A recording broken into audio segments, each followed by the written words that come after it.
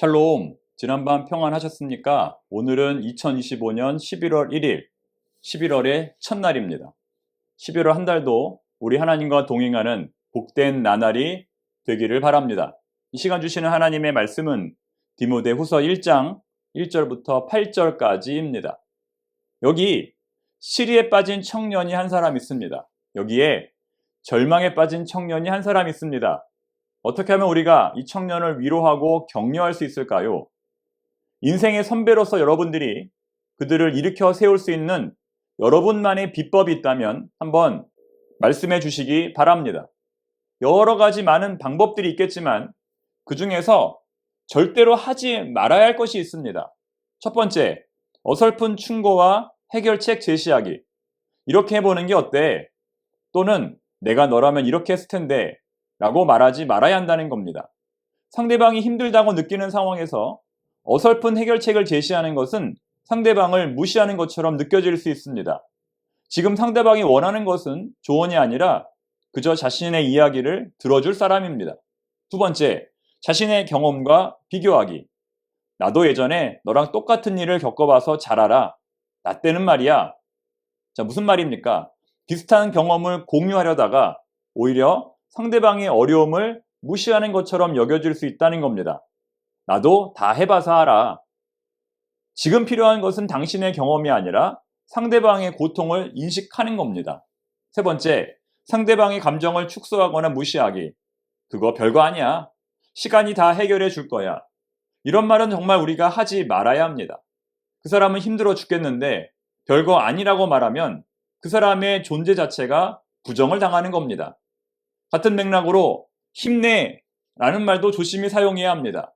우리가 종종 힘내, 파이팅 이라는 말을 사용하는데 이런 말도 때로는 조심히 사용해야 한다는 겁니다. 왜냐하면 힘없는 사람에게 힘내라고 하면 더 큰 부담이 될 수도 있기 때문입니다. 그렇다면 우리가 무엇을 해야 할까요? 첫 번째, 진심으로 경청하기. 상대방의 이야기를 끝까지 들어주십시오. 그 사람이 무슨 말을 하든지 그냥 끝까지 들어주는 것이 가장 중요합니다. 두 번째, 존재만으로 힘이 되어주기. 항상 네 옆에는 내가 있어. 나는 무슨 일이 있어도 네 편이야. 와 같은 말로 상대방을 격려해 주시기 바랍니다. 지금 상대가 원하는 것은 나와 끝까지 해주는 한 사람입니다.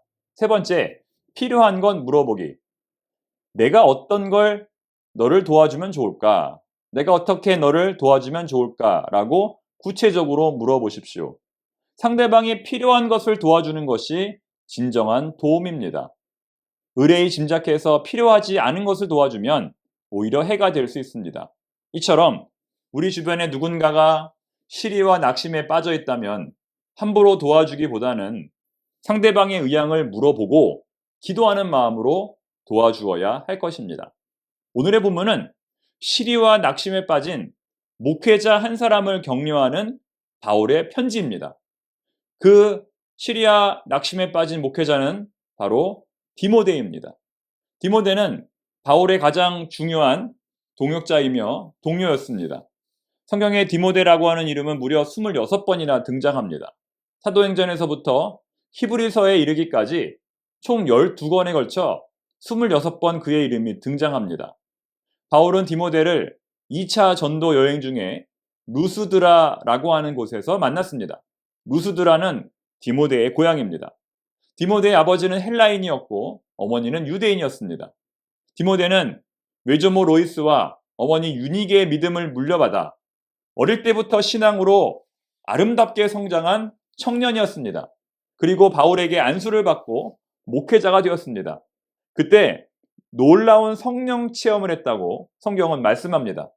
또한 디모데는 비록 할례는 받지 않았지만 어릴 적부터 성경을 열심히 공부했던 것으로 보입니다. 성경 조기 교육을 받은 것입니다. 디모데후서 3장 15절 말씀입니다.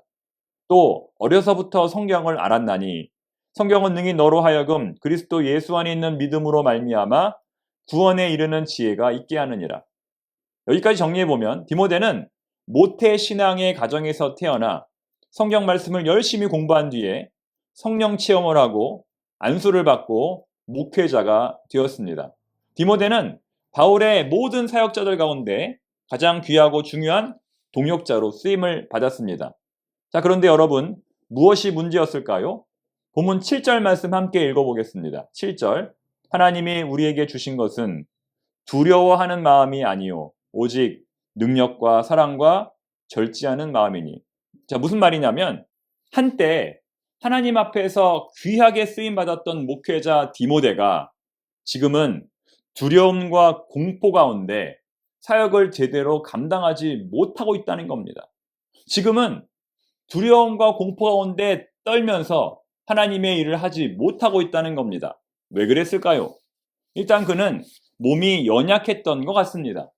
디모데전서 5장 23절. 이제부터는 물만 마시지 말고 내 위장과 자주 나는 병을 위하여는 포도주를 조금씩 쓰라.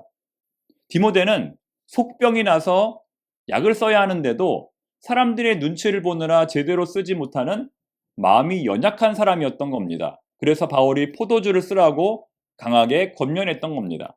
또한 디모데는 어린 나이에 목회 사역을 하느라 많은 사람들로부터 무시를 당했던 것 같습니다. 디모데전서 4장 12절. 누구든지 내 연소함을 없인 여기지 못하게 하고 오직 말과 행실과 사랑과 믿음과 정절에 있어서 믿는 자의 본이 되라. 자, 세 번째는 바울의 사형 집행일 때문입니다. 이제 바울이 죽을 날이 얼마 안 남았다는 거죠. 디모데후서는 바울이 쓴 13개의 서신서 가운데 가장 늦게 쓰여진 서신서입니다. 바울의 유언장과도 같은 책입니다.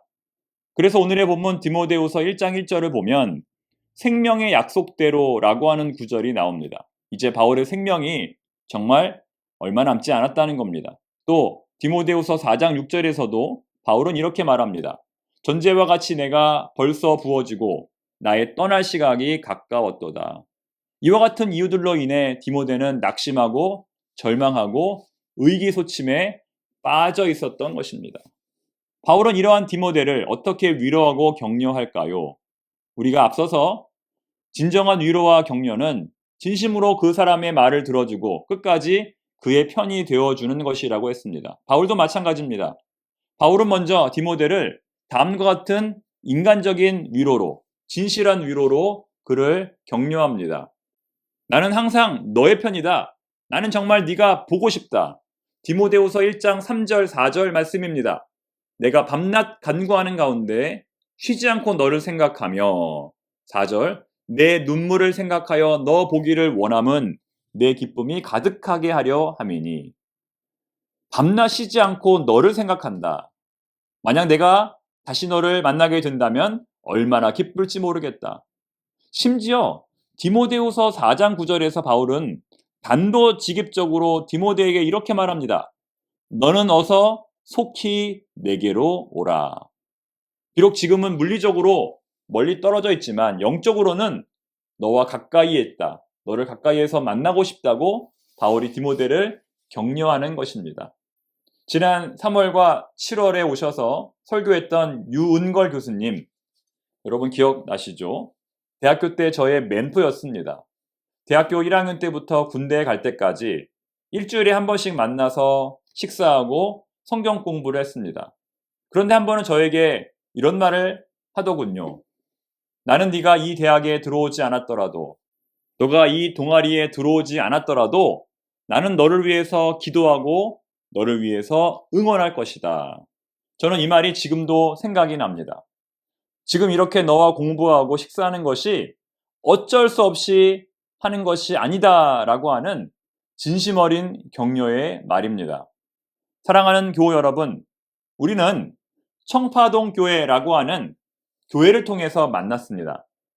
세상에 많은 교회가 있고 세상에 많은 성도들이 있지만 이렇게 청파동 교회라고 하는 교회에서 함께 신앙생활하게 된 것은 그 무엇보다 놀라운, 참으로 놀라운 하나님의 은혜라고 생각됩니다. 옷깃만 스쳐도 인연이라고 하는데 우리는 가족보다, 형제보다 더 자주 만납니다. 새벽마다 만나고, 저녁마다 만나고, 일주일에 한 번, 한 달에 한 번은 꼭 만납니다. 또 식사도 같이 하죠. 세상에 아무리 친한 친구도 이렇게 자주 만나서 식사하는 친구는 없습니다. 미국에 사는 가족은 1년에 한 번 만나기도 어렵습니다.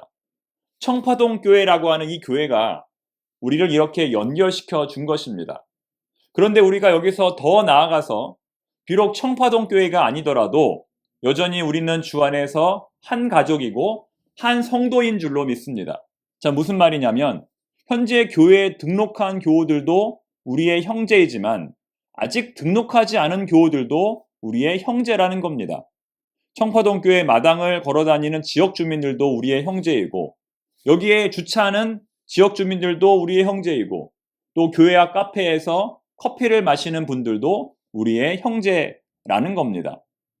또 함께 신앙생활하다가 저 멀리 지방으로 가신 분들도 우리의 형제입니다. 그렇기 때문에 우리는 한번 청파동 교회 교우는 영원한 청파동 교회 교인이라고 말하는 겁니다. 어디서 무슨 일을 하든지 늘 서로 격려하고 응원하는 우리가 되어야 한다는 것입니다. 오늘 바울은 디모데를 향하여 사랑하는 아들이라고 부릅니다. 사랑하는 아들 디모데에게 편지하노니 2절에 나오는 말이죠. 사실 디모데는 바울과 피 한 방울도 섞이지 않았습니다. 하지만 디모데는 바울의 영적인 아들이고 믿음의 아들입니다. 바울은 그 아들의 믿음이 다시 회복되어 이전처럼 담대하게 복음을 증거하는 전도자가 되기를 위해 기도합니다. 디모데 안에 있는 모든 두려움이 사라지고 디모데가 이전처럼 열정적으로 주의 일을 감당하기를 바울이 응원합니다. 사랑하는 교우 여러분, 오늘 우리가 응원하고 기도해 주어야 할 사람은 누가 있을까요? 사랑하는 자녀, 손주, 친구, 교우들뿐만 아니라 지금 바로 옆에 있는 사람들일 겁니다. 빨리 가려면 혼자 가고 멀리 가려면 함께 가라.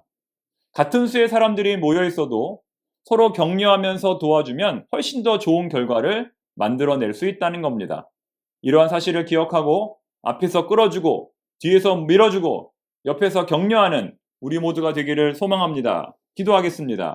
하나님 아버지, 오늘도 저희들을 깨워주시고 청파동 교회라는 이름으로 모이게 하시니 감사합니다. 11월 한 달도 우리 주님과 동행하는 복된 날들이 되게 하옵소서. 예수님의 이름으로 기도드립니다. 아멘.